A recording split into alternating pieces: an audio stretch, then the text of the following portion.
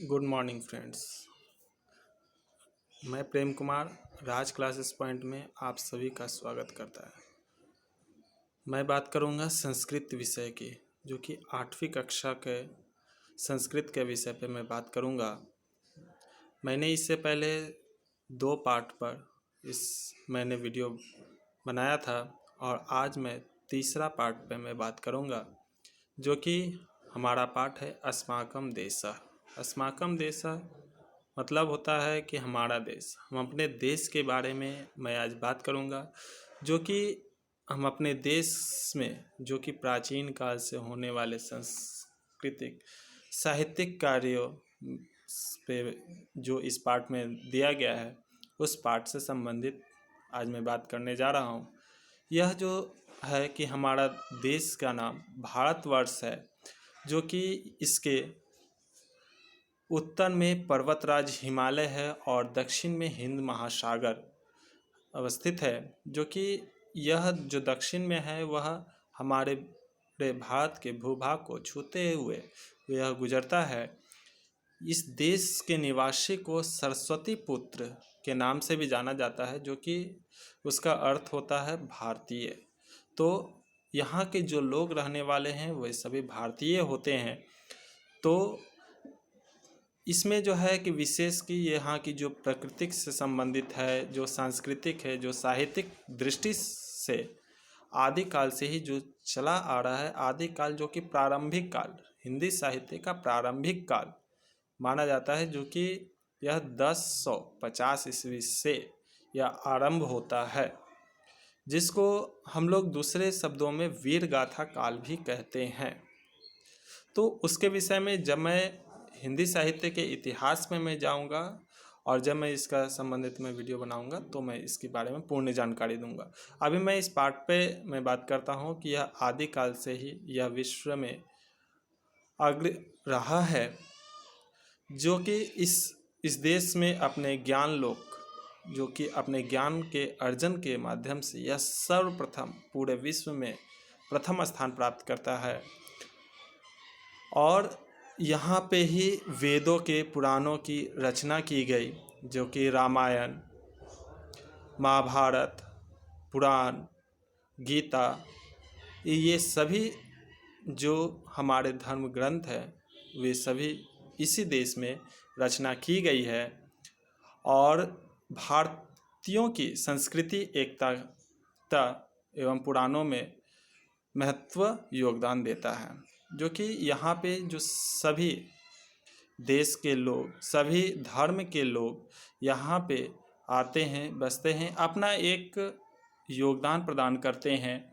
और सभी जो भी दूसरे धर्म के लोग होते हैं, चाहे वो सिख हो, ईसाई हो, हिंदू हो, मुस्लिम हो, सभी आपस में एकता का एक प्रतीक होते हैं, सभी आपस में मिलजुल करके रहते हैं।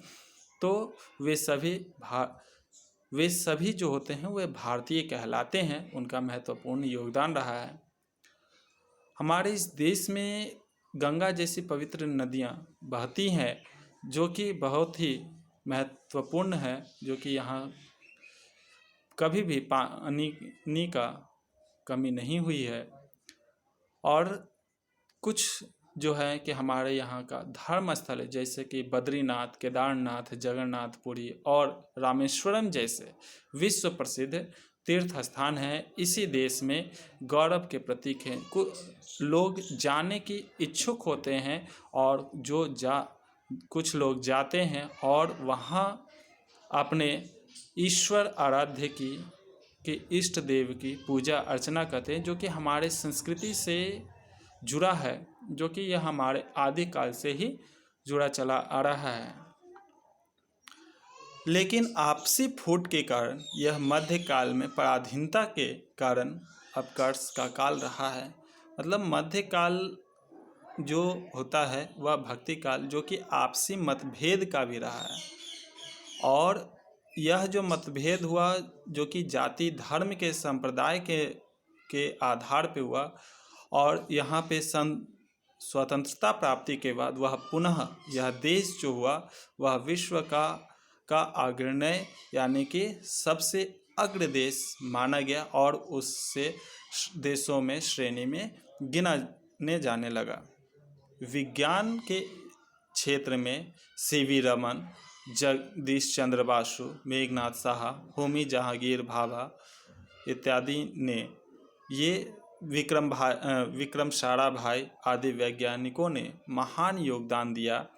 और इसमें कुछ ऐसे भी जो हैं कि भारत के गौरव को बढ़ाया, जिसमें कि गांधी जैसे महान कर्मवीर हैं, रविंद्रनाथ ठाकुर जैसे साहित्यकार हैं, अरविंद जैसे दार्शनिक हैं, और राधा कृष्णन जैसे महान शिक्षक हैं, राजेंद्र प्रसाद जैसे स्थिति प्रज्ञ या नेता, जो कि वर्तमान में सभी लोगों के लिए गौरवपूर्ण है, जो कि गौरव बढ़ाते हैं।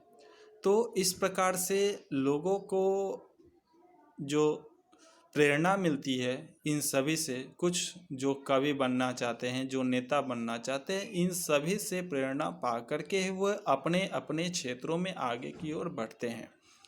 तो इन सभी के से यह प्रेरणा मिलती जुलती रहती है, और इसलिए यह हमारा जो देश है वह आगे हमारे विकास में आगे की ओर उन्नति कर रहा है। अतः हमारा देश भारत जीवन के क्षेत्र में विकास के सोपान का अग्रसर है, मतलब सबसे आगे की ओर विकास में वह रहा है, चाहे वह स्वास्थ्य से हो, या आप कह सकते हैं चिकित्सा हो, शिक्षा हो, उद्योग हो, कृषि हो। और हमारा देश जो है कि कृषि प्रधान देश भी है। तो हर क्षेत्र में आधुनिकीकरण बढ़ती गई है, और यह विकास की ओर आगे की ओर बढ़ता जा रहा है। तो यह पाठ जो है कि यह आपका संपूर्ण होता है, यह व्याख्या आपका पूर्ण होता है इस पाठ से। तो यह जो पाठ है, अगर किसी प्रकार की समस्या हो तो आप मुझे कमेंट में लिख सकते हैं। आगे का वीडियो, इसका प्रश्न उत्तर मैं अगले वीडियो में मैं प्राप्त कराऊंगा इसके लिए। और अभी धन्यवाद।